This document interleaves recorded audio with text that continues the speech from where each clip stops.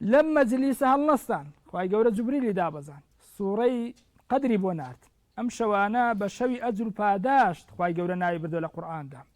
بەڵام لە چ کاتێکدا خوای گەورە خەبەری دا بە پێغەمبەر صلی الله علیه و سلم کە ئەم شەوانە شەوی پاداشت و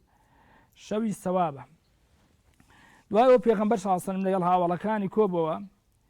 باسی مێژوو پیاوێکی بۆ کردن لە بەنی ئیسرائیلدا کە تەمەنی 1000 مانگ بووە کەوا بە ڕۆژ خەریکی جیهاد و تێکۆشان بووە بە شەویش خەریکی شەو نوێژ و عیبادەت بووە کاتێک ئەمەی بۆ هاوڵانی باس کرد هاوڵان زۆر سەرسام بوون زۆر تەعەجوبیان ما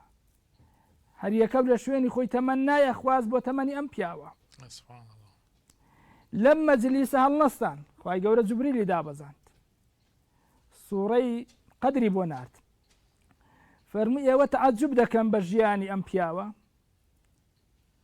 فەرمووی ئینا ئەنزەلناه فی القەدر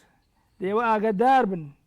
ئێمە قورئانمان لە شەوی قەدردا نازل کردووە وما ئەدراکە ما لەیلة القەدر ئێوە نازان گەورەی ئەم شەوە لە ئاسمان چەندە لای مەلایکەتەکان چەندە لەیلة القەدر خەیر من ئەلف شەهر شەوی قەدر لە هەر ساڵێک کە دووبارە بێتەوە بۆ ئومەتی محەممەد صلی الله عليه وسلم لە عیبادەتی ئەم 1000 مانگەی ئەم پیاوە گەورەتر لای خوای گەورە لە تەرازوی خوای گەورەدا ئەگەر لە بەنی ئیسرائیل